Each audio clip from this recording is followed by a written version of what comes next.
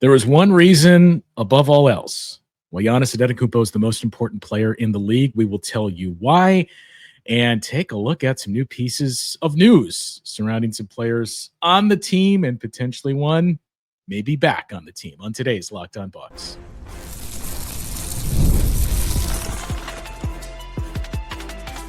You are Locked On Bucks, your daily Milwaukee Bucks podcast, part of the Locked On Podcast Network, your team every day.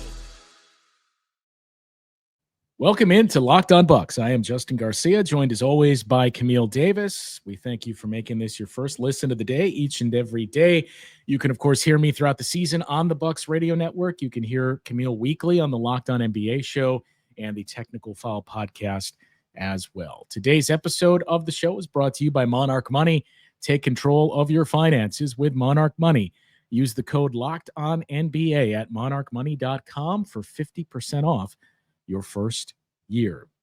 Well, you certainly don't have to sell anyone around these parts or viewing this show on Giannis being the MVP and most important player in the league. And I think we've talked quite a bit already this offseason, Camille, about, one of the other things to come from this group and this roster is the fact that, hey, this is another good opportunity for Giannis to be reinserted into the MVP discussion, looking at the way those last 8 games, 7 of which he played and went. And comparing that to some things we've seen from Nikola Jokic and everything running through Giannis. But there's one other thing that I suppose is the good and the bad. And that is, we've talked about who's the second option on this team. But who's the first option when Giannis isn't playing? And I think last year, the one thing I suppose, haven't given enough attention to is we're both on board with making this move to let's be a deeper team. Let's be able to play different ways and not so top heavy. The one issue there is in the past, you had a Damian Lillard or a Chris Middleton or somebody else that if you needed for a 2-week stretch for 7 games, we can just funnel everything through this guy. Maybe they have that now, and maybe that develops from a guy like Kevin Porter Jr., Gary Trent Jr., Bobby Portis can carry that load for some of it. Maybe it's even Miles Turner. But on the surface, we're still searching for that. And I think that's the one thing we talked about. Turner not playing as many games as Brook Lopez. That's the other thing to keep an eye on is what happens in those games where Giannis does not play, because I think it's safe to pencil in he's not going to play in 15 or so games a year. So what do you do in those 15 games? You put up even more 3-pointers than you normally do when your star guys out there. It's going to happen, like you said, throughout the course of the season where you have the games without Giannis. And if you're building this team to operate as a team focused around point Giannis, what does it look like when he is not in the lineup? And I think the answer to that is long-term, not great, because that's not how the team is constructed. You need him out there, but for the regular season, you can hope that you have a few games without him there and you get hot from 3, you see the ball movement. And I don't think it's one person necessarily steps up and I'm the Giannis in this game. I think it has to just be more of a collective effort, which to the point of Kevin Porter Jr. being someone who's going to play a valuable role in those games without Giannis. I think his role gets even greater because he will be, I would assume, the primary playmaker on the team. If there is no Giannis there, you're going to put the ball, I think, in the hands of Gary Trent Jr. a little bit more. Ryan Rounds gets the ball a little bit more. And Bobby Portis is somebody who, when Giannis is not in the lineup, the scoring goes up, the rebound, he's going to do his part with the more minutes. So I think ultimately it has to be a collection in those games without Giannis, where you have great 3-point shooting, you get hot, you play some defense, and you try to get your wins that way, buying him some rest in the games he doesn't play. But ultimately, if you get to the playoffs and you're trying to figure out what do we do with no Giannis, it's not a good proposition going forward. So last year, Giannis missed 15 games, and that's basically been, I would say the average is 12 to 15 the past few years. The Bucks went 8-7 in those 15 games that Giannis missed. But again, the big caveat there is for a lot of those games, you had Damian Lillard in the mix. And in some of those games, you had Chris Middleton in the mix. Now, we can probably take away one of those wins because that was game number 82, which was the Pat Connaughton game in the Kyle Kuzma quarter. Yeah. But even then, 7-7, I think the record, if we remove that too, in games without Giannis and without Damian Lillard, was 1-2. The other numbers, if you want to look at the metrics in those, it obviously wasn't a ton of lineup data that you can pull. But as you know, the surprise to no one, it wasn't great. You had an offensive rating that was in the 17th percentile, an Ooh. offensive number that you'd like your defense to be at a 108.7. Your defense was fine, a 111.5. But the issue was struggling to score the basketball. And, you know, a lot of those lineups are transferring over guys that are still on the team. You obviously remove the Brook Lopez ones, and you know maybe your offense is better with Miles Turner. I don't think it's like 12 points per 100 possessions better, but if you can just get to average in those spots, to your point, lean on 3-point shooting, but lean into your defense. And that was the other big thing was they didn't generate a lot of threes in those games without Giannis. I remember a few of outliers, I suppose, where they had some pretty high volume threes in games where Giannis was not playing. Those were games with Damian Lillard. In those without Giannis and Dame, it wasn't a whole lot of threes. Like in terms of percentile, they took about a third of their shots from three, and you really want that number to be closer to 40%. So that's the big thing is you got to generate more looks from the outside in those 10, 12, 15, whatever it is, games that Giannis isn't playing in. And then the question is, well, how do you generate them? Because when you have Giannis on the court, he draws so much attention from opposing defenses that generally they're going to send help his way. And as soon as he reads it, he makes the right pass. Guys are getting really open looks playing out there next to Giannis. You remove Giannis, then it becomes, now how do you generate these looks? Which is why Kevin Porter Jr. is someone who I point to, because he has the speed, the ball handling ability to at least touch paint and bend defenses. Like if you can bend defenses and make them start to react to what you're doing, if you can have the vision to see where the help's coming from, find your open teammate, move the ball, like you're going to be able to continuously get good looks unless the defense is like a super defense that the rotations are just strong. And no matter how many times you're moving that ball, they continue to keep up with it. But Kevin Porter Jr., I think, does have that talent to be able to touch paint, which is part of what Doc Rivers has been talking about with like needing to continue to see the point guard growth in Kevin Porter Jr., which is when you do drive and you do have the defense's attention, can you make the right decision here, kick out to where it needs to go? Or if you have advantage to score, go up and just do that. Like just make the right decision in the moment. And I think without Giannis on the court, that's part of why generating those looks gets so much more difficult because you don't have one singular guy commanding so much attention. So now it's like, one, who else can kind of bend defenses? But two, can you scheme up some ways? Can you get the off-ball movement going so now you can create good looks for your team as well in the process? Like maybe the play looks a bit different when it's not a Giannis-centric led offense there. Like what can you do? Who else can kind of pull these triggers for the team? And again, I think we had the conversation yesterday, or the days are running together now over the summer of you pointing to Kevin Porter Jr. as being the guy that you thought could really be like that second option for this team offensively. And like, he has a lot of the traits that you mentioned that I'm mentioning now, is to like, if Giannis is out, he's going to be important, I think, to continue to try to generate more looks for the team. Yeah, he's going to have to be. I mean, I know you've already reserved this for your guy, Kyle Kuzma, but he's going to basically have to when be become my guy. He's going to basically have to be Giannis light in those situations, in like initiating an up-tempo style and getting into the paint, either finishing or finding looks for other guys out there. And again, not a huge sample size that we're working with here, but I removed everyone that is no longer on the roster for the Bucks and took Giannis and Dame out of the mix too. So, I mean, Dame goes without saying is no longer on the roster. Took Giannis off the floor.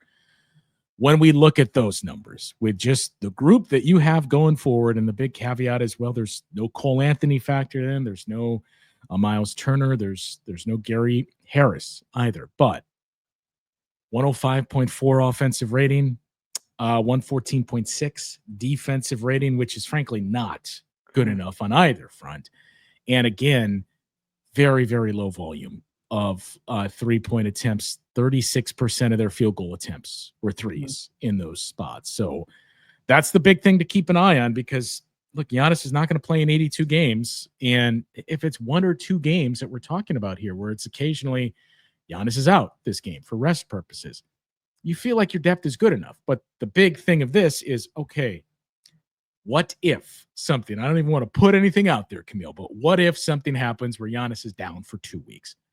What does the offense look like then? And what does that mean for the results that we're seeing on the floor for the Bucks? And that's the thing that I suppose we won't have the answer until we see this new group together and how it fits into place, specifically Miles Turner. That kind of lends into a different conversation. Giannis on the floor or off the floor about end of game situations. So we'll get into that conversation coming up after this on Locked On Bucks. Time to talk to you now about our friends over at Monarch Money. You've heard us sing their praises before quite a few times on this show. If you wish managing your money could feel easier, Monarch Money's here to tell you it can. Whether you're growing your savings or planning a big purchase, Monarch Money puts you in the driver's seat. It's like having your own personal CFO, giving you full visibility and control over your finances. Monarch Money is more than just a budgeting app. It is a complete financial command center where you can track all of your accounts, investments, and spending in one place. So in addition to managing your money, you're also building your wealth.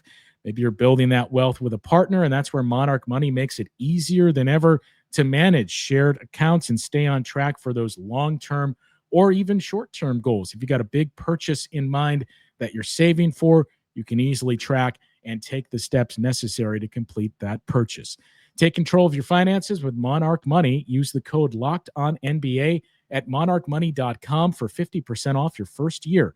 That's monarchmoney.com, code LOCKEDONNBA for half off your first year.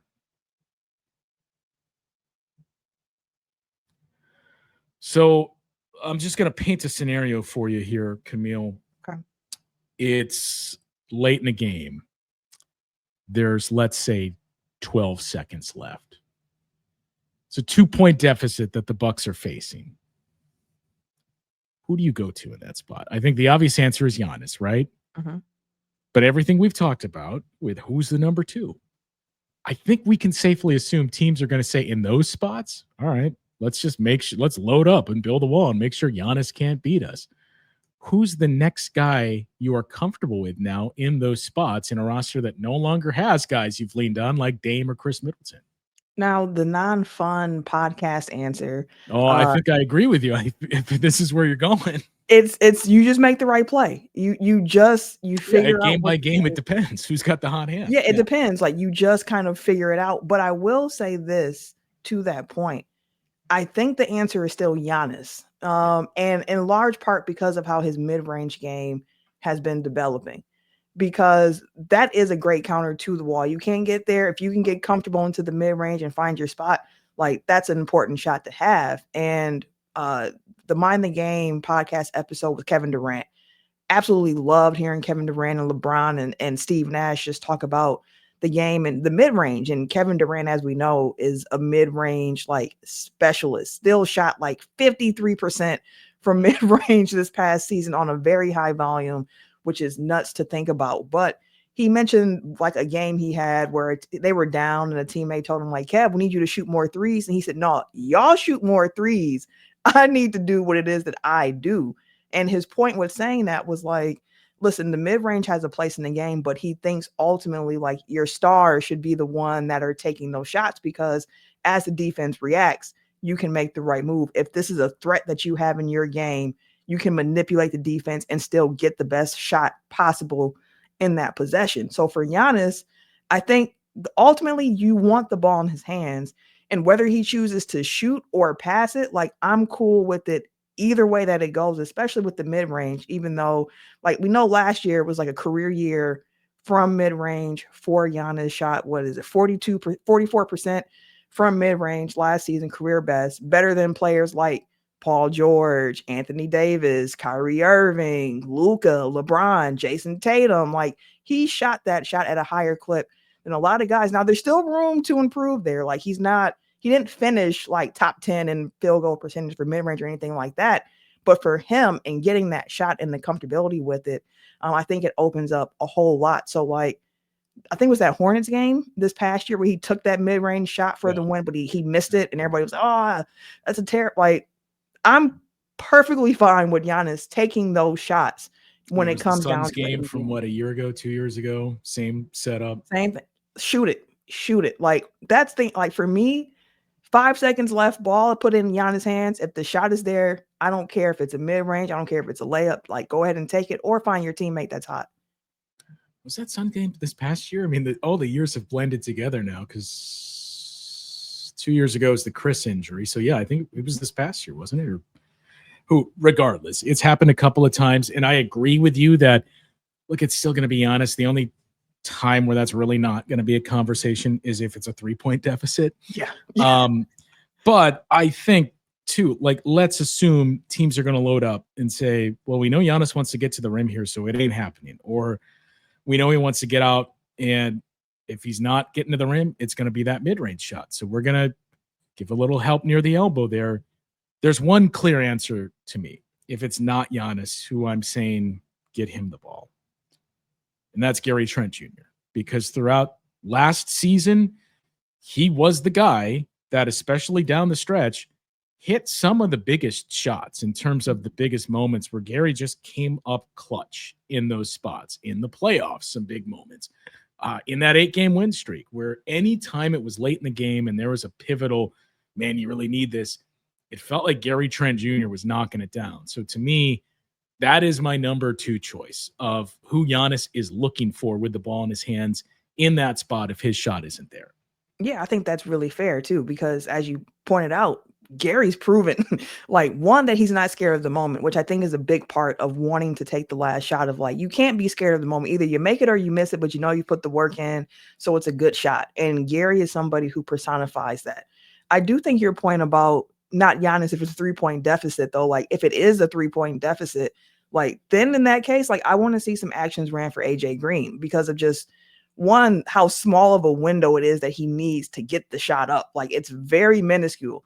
So if you can find situations to get him the ball in movement off a dribble handoff, whatever it might be, off ball movement, like find a way to get the ball into his hands for that 3-point shot. And I'll live with the results that come from that. But I also think Kevin Porter Jr. had a lot of spots last year in the regular season, more so than the playoffs, where he showed too that not scared to take this shot, take this shot, and have seen some stretches last year where his scoring actually helped propel the Bucks to a victory. So like there are some options, but some might look at that and be like, well, you don't have one consistent. Like you knew Dame. If it's not Giannis, you got Dame. If it wasn't him, when Chris was there, you had Chris, and you knew you could count on them. But now it feels like it's not one other person outside of Giannis that you're pointing to, like it has to be them, but more so of like, you got a couple of different options kind of depending on how things go.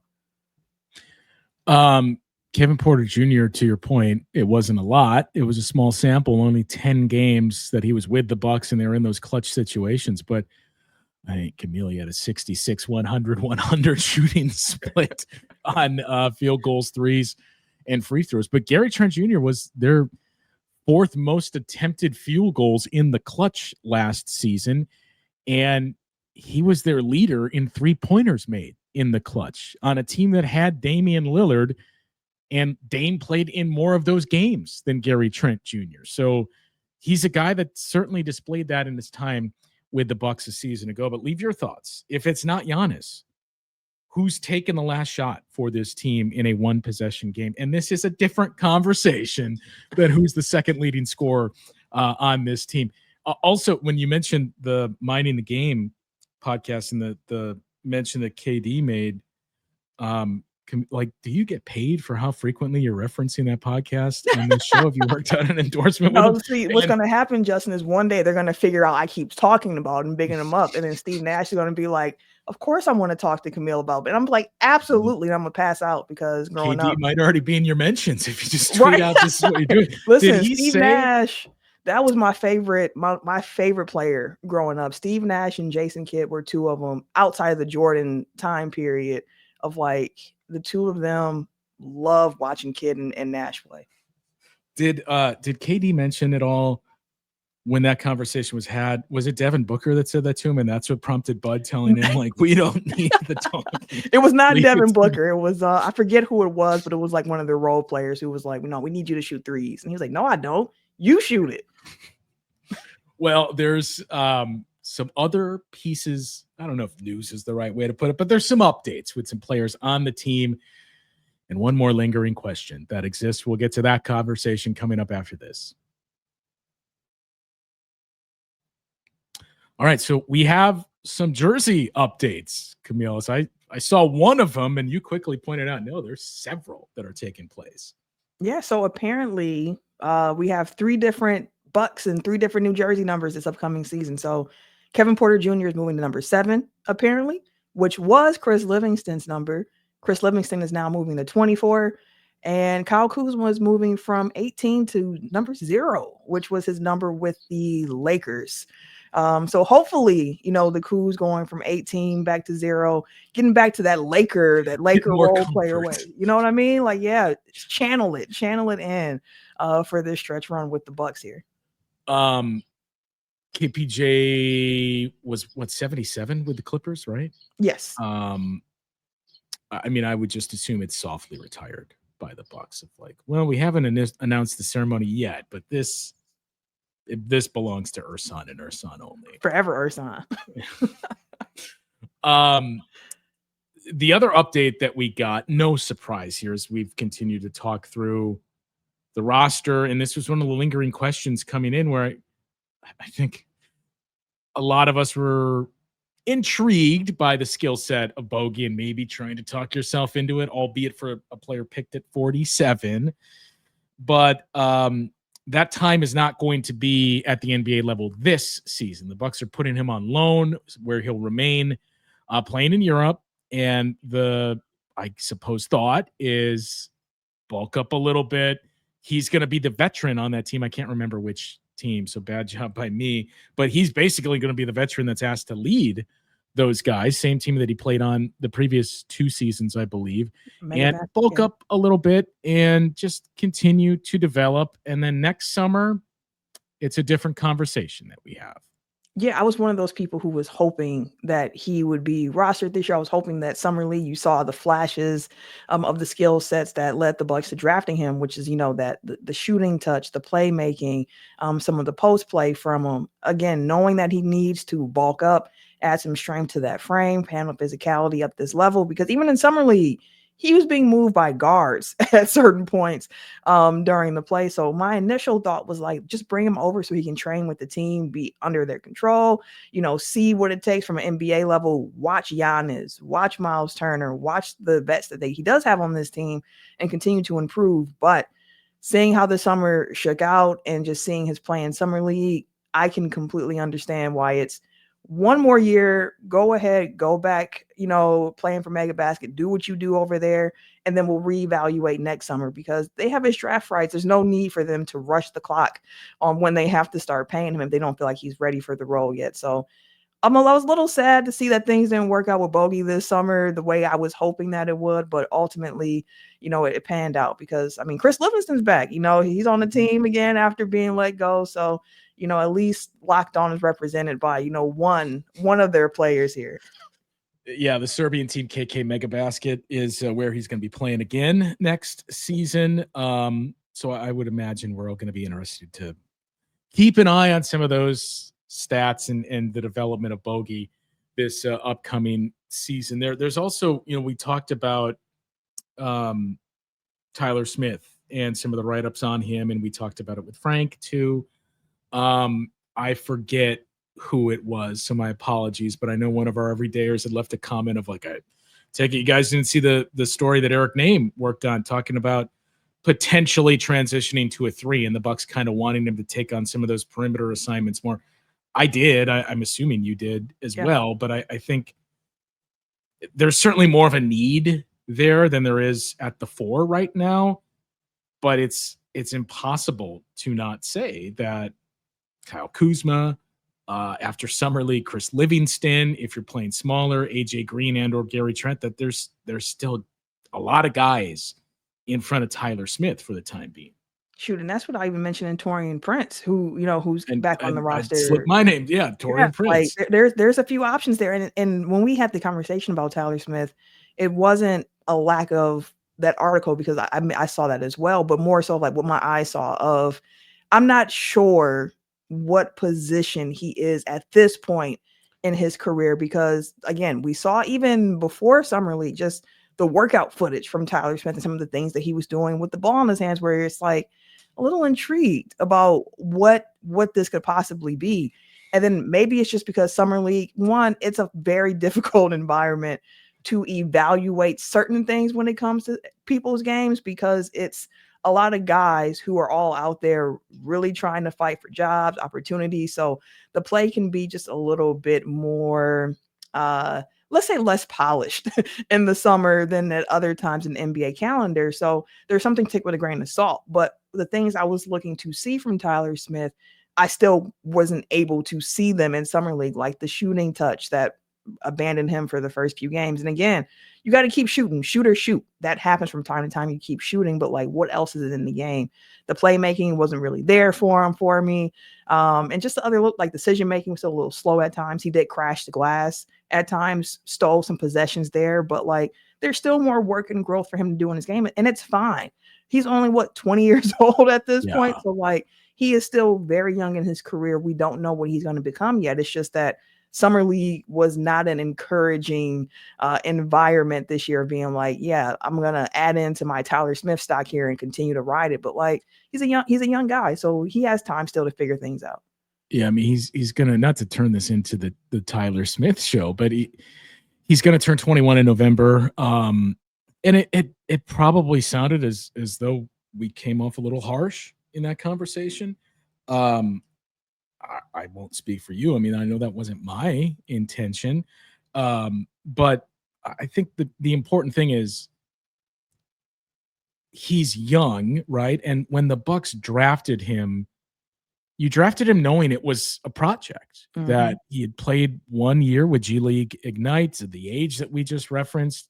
This was going to be a process to develop him and get him up to speed. So I'm not totally discouraged and like I'm completely out on him given the performance in Summer League, because there's going to be ups and downs with young guys. But I think going back to one of the things that Frank mentioned in the numbers in the G League and how those tailed off towards the end of the season, and then you couple that with the Summer League performance, having said all that he's young and it's going to be time and he's a project, it's also important that we see some steady progression this season and he can start to build on that, because he's going to be in Summer League next year, I think it's safe to assume, and that's going to be extremely important for him to basically do things like we saw from Chris Livingston this year.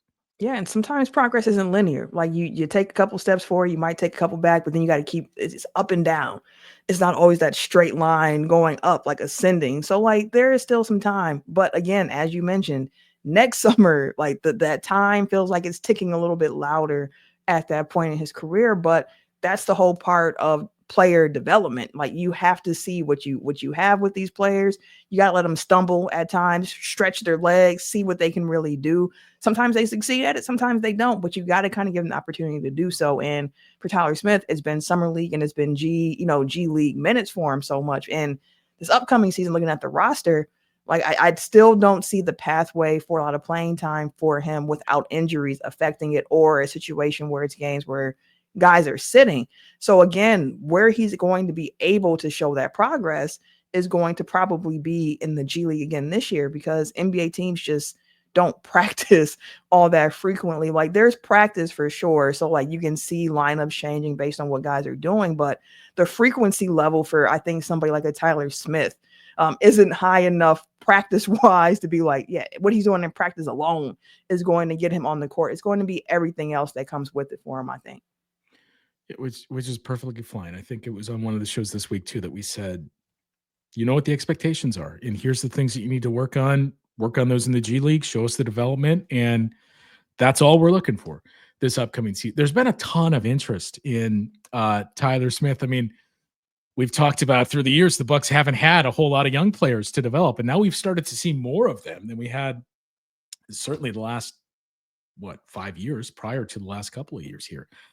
So I get it, and maybe it even warrants us to do a show totally devoted to Tyler Smith that we'll do live and be able to take your thoughts and questions about him as well. So we may do that down the road here in the off season. But speaking of, as we wrap it here, Tyler Smith and some other names, not so much Tyler Smith. I know Frank put it out there, but I think there's one other guy that's probably a little more danger in terms of roster security.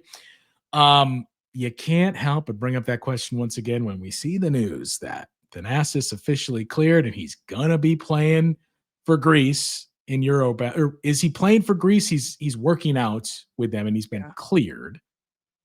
I'm not sure if he's officially on the team. I didn't see his name in the initial listings, but maybe now that he's cleared, he does join the team.